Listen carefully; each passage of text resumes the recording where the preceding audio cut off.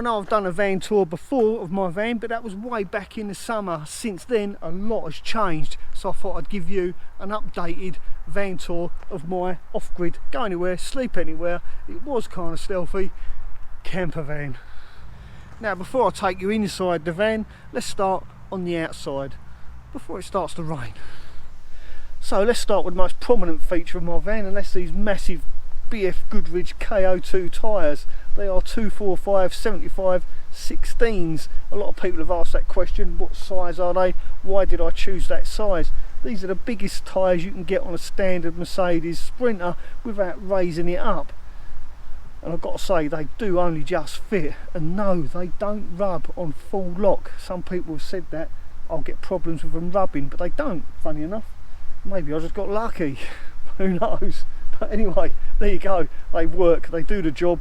I haven't got stuck in the mud since I've got these on there, and I do go in a lot of muddy fields, as you can see, because I do a lot of metal detecting. Now, another addition I've added since my last van tour is this sun deflector. It doesn't really do a lot, but I think it looks good anyway. But whilst we're talking about deflectors, these wind deflectors are a definite must. You need these wind deflectors if you're going to be sleeping in your van. They're not just there to stop the wind rushing in when you're going down a motorway, because they do actually come in handy when you're sleeping in the van. You can have the window open a little bit, and by having this window open, it adds to your ventilation. Now, talking about ventilation, let's have a look at the rest of the ventilation in this van. I've got this massive opening window in my side door. Now, I don't think it's really worth having one of these opening windows in your side door. Definitely worth having a window, but whether or not it's worth having an opening window is another thing, because if you do want extra ventilation, all you've got to do is open your door. But it was only an extra 30 quid, and it is always nice to have it. Now, above my bed, these are a real game changer. These windows, they do open, and at night I'll have these open, and with these open, my front windows and my ceiling fan, I've plenty of ventilation, so I'm really pleased with that. No condensation whatsoever yet. So, talking about ceiling fans, let's get up on the roof and I'll show you what's on the roof. Now, on a couple of occasions, people have asked me why I've got an exhaust coming out of the roof of my van, which is what I intended. I wanted to make this look like a truck exhaust. As you can see, I've got a piece of 45-degree angle stainless steel pipe, cut it down to make it look just like a tailpipe, and it worked. Because people do think it's actually an exhaust. This was my attempt of keeping things a little bit stealthy. Now, also on my roof, I have these two solar panels. They're 120 watt each. Originally I did only have one panel because I wanted to leave that part of the roof clear so I could put a kayak up there, but because winter is upon us and the sun is lower, I decided to fit another panel just to get me through the winter. Once summer comes around, I'll take that panel off. I've done it so they are removable, and then I can put my sea kayak up there. At the end of the day, I'm not going to use my kayak in the winter, but I do need a bit of extra power, so that's why I did it like this, so I can actually remove the panels if need be. You can also see my roof vent, my little aerial, and that little TV aerial works really well. It's really cheap. Yeah, recommend it. They're brilliant. And there's my reversing camera right on the end there. So that's what's on the roof of my van.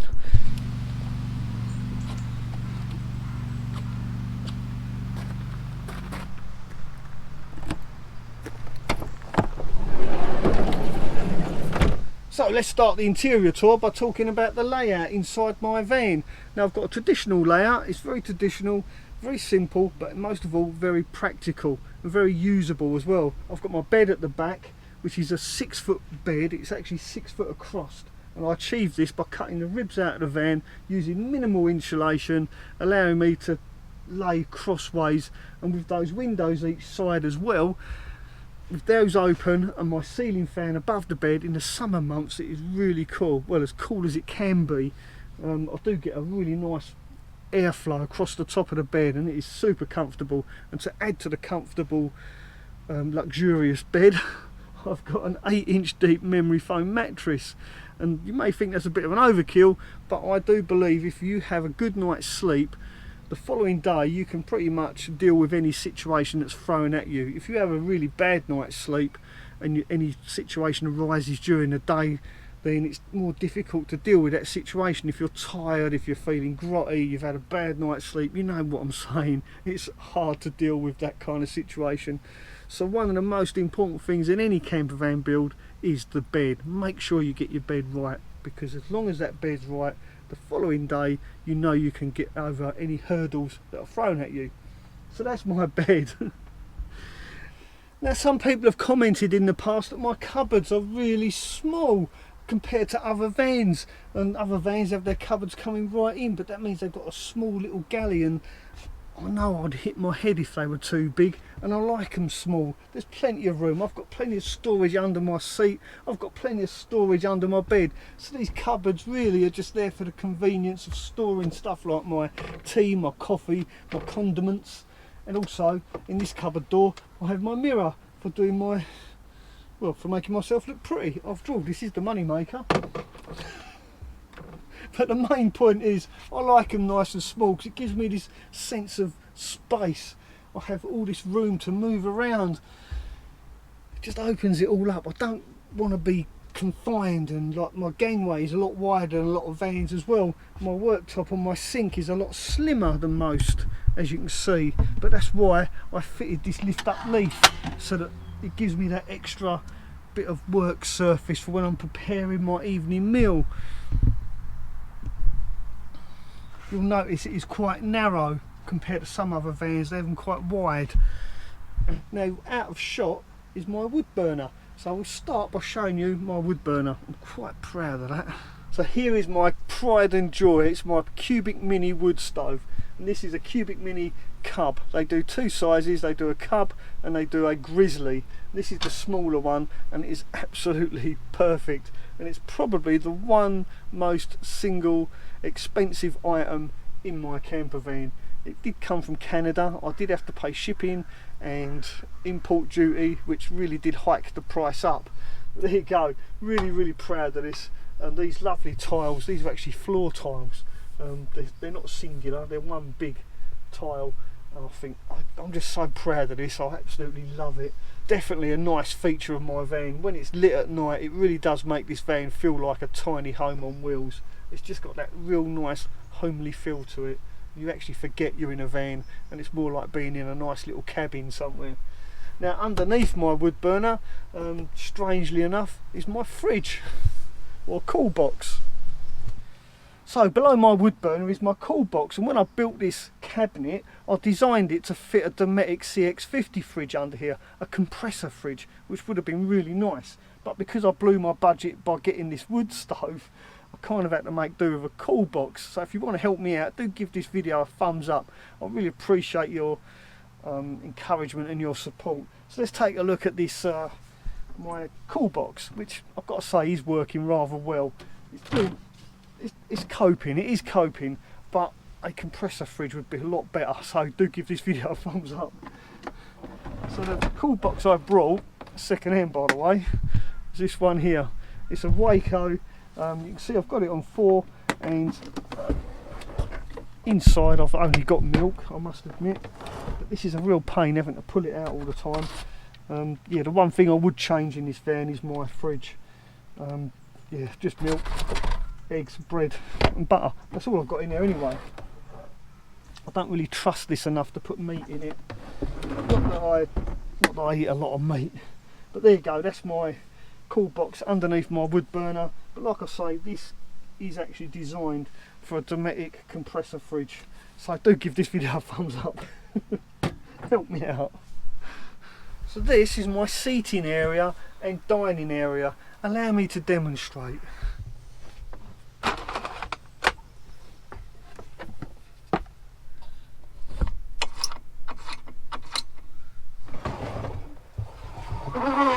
And there you go, that's my dining table. Not only is it a dining table, it also doubles up as a workstation. This is where I sit and I edit my videos.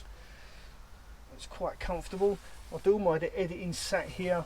I've got my cooker there, and I can reach over, grab a cup of coffee as I go. I don't even have to get up out of my seat to make a coffee. It's absolutely perfect. This layout is really good for me. It's perfect. Now the other nice thing about my table being here is I've put some power sockets down here. I've got some USB sockets right there, with a little switch so I can turn them on and off. My phone, my camera all gets charged there, and right across here within arm's reach I've got all my switch panel as well and another power socket, and that's where I plug my laptop in when I'm using my laptop. Now underneath my bench is my wardrobe. This is where I keep all my clothes in these plastic boxes. It's simply held in place with this cargo net. I've got my bin under there. I've got my favourite massive frying pan. I absolutely love this thing. Like I say, all my clothes are in these plastic boxes and in the overhead lockers as well. Plenty of storage. Also under here I have my emergency gas cooker, just in case my gas runs out and I'm in the middle of nowhere. I can always use this to finish off my evening meal. And my diesel heater is under here too. Now originally when I put this diesel heater here, I was going to move it. It wasn't never meant to be there permanently, and I'm still going to move this. I'm going to put it underneath my passenger seat and have the vent coming out here. It's just in the way under there. I'll need to get that moved before winter really sets in. Now the heart of my electrical system is this Ring DC to DC charge controller. It's also an MPPT charge controller, and there's my fuses there, and I like all my wires and everything under there. I know it looks a little bit messy, but it's inside. It's where I can get to it. I don't have to go outside if any fuses blow or if I've got any issues with my electrics. It's all inside the van, all within easy reach, and that's why I like to have my electrical stuff there where I can get to it. So let's take a look at my kitchen unit, because this is where most of the changes have taken place. It's gone for a dramatic transformation over the last couple of months. I've chopped it and changed it around so many times I've lost count. So this is a real update for you guys on my kitchen unit. So let's start with the cooker itself, the actual hob. Now the one thing I didn't put in my last van tour was this lovely top. This top I built out of a piece of old checkered plate, and it works absolutely fantastic. Not only does it cover this and give me a nice worktop, it gives me somewhere to put my dishes when they dry. When I'm doing my washing up, I put my dishes on here, and yeah, they dry, and when it's all wet and nasty I just lift it up, all the water flicks out at the door. As long as I remember to open the door, of course. Now I used to put little bungees across here to stop these rattling around, but I've learned that they don't really move around and rattle around that much at all. Even when I go over speed bumps they still stay in place, so I don't bother with the bungee cords anymore. Now despite this being designed for domestic use, it has actually been rejetted for LPG. If you get a domestic unit you need to change the jets, because the jets need to be smaller I think for LPG rather than natural gas, what you use in a house. And it has got piezo ignition, as you can see it lights straight away. And the nice thing about this is because it's a domestic unit, it's got the safety cutout, so if that gas flame was to blow out by the wind or anything like that, it's got the safety cutout and it stops the gas coming out. And that's why I chose this unit, purely for the safety fact of it, because it has got these I don't know what they're called, but they basically stop the gas if the gas blows out. And I see a lot of people use camping stoves, and all those camping stoves have got big sign stickers on them saying do not use indoors, and the reason they have those stickers on them is because when you turn the gas on, the gas comes out, there's no safety cut out, the gas will still come out even when the flame's blowing out. So that's why I chose this, that's why I like this. It's purely for the safety aspect of it. Now the piezo ignition, as you can hear, because this is a domestic unit, it actually runs off 240 volt, and I get that 240 volt power from my power oak. Now I only have 12 volts in my van, I don't have an inverter, so therefore I don't have 240 volt, but what I do have is my power oak, and that's got a built-in inverter, and I use my power oak to power my piezo ignition on my 2-ring burner, and also for my TV, and that's it. That's the only 240 volt requirements I've got in my van, and to be honest with you, that's all I'll ever have. I don't like 240 volt in a van. Everything in this van is 12 volts except my piezo ignition and my 240 volt TV. Now you'll notice I have a full-size kettle which matches my full-size frying pan. That's because I don't like using camping cookware in my van. I want my van to be more of a home than a camper, so I like to use full-size stuff. And not only that, because it is a full-size kettle, it's got a full-size base on it, got such a big surface area with a tiny little bit of water in there, just enough to make a cup of coffee. It does boil super quick, and it uses a lot less gas because there's less gas wasted by going up the sides if it was a smaller kettle. So that's why I use a big kettle. And not only that, when I want to have a wash, I'll fill this kettle up with water, and there's enough water in there to wash my entire body. So that's why I like my full-size kettle. Now, another thing about my kitchen station that's changed is the water supply itself. Talking about the kettle, now my water supply used to be underneath here, and it used to be in these big compressed fire extinguishers, but I've changed that now. I've soon realised that just wasn't enough water, so what I've done, I put a water filler right there. So this is my water filling point. This is where I put water into my water tank that is underneath my bed. I know some people have said that's a strange place to put your water cap, but I'll show you how I fill this water. Now that my fire extinguishers have gone, I've got this nice big open space to keep cleaning products. I will be putting a shelf in here hopefully. This pole here is my shower curtain pole, which I'll come to later on because I need to go to the back of the van to show you that. Now I'm quite proud of my drawer design. There are no fancy catches or latches or anything. They won't come open. You have to lift them to open them. Simply got a little bit underneath there that you have to lift over. No fancy runners, no fancy catches, just simple old-fashioned engineering. Now you're probably wondering what's behind these doors. It's quite simple really. That's where I keep my potty. So talking about underneath my bed, let's go outside and take a look at the major changes I have made under my bed and the additions I've made as well. I've made some exciting changes. Let's go and have a look.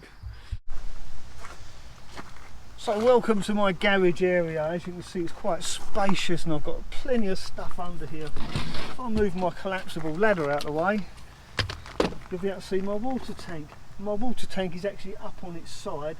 I put a fishing float in here so I know how much water I've got. As you can see, I've got plenty.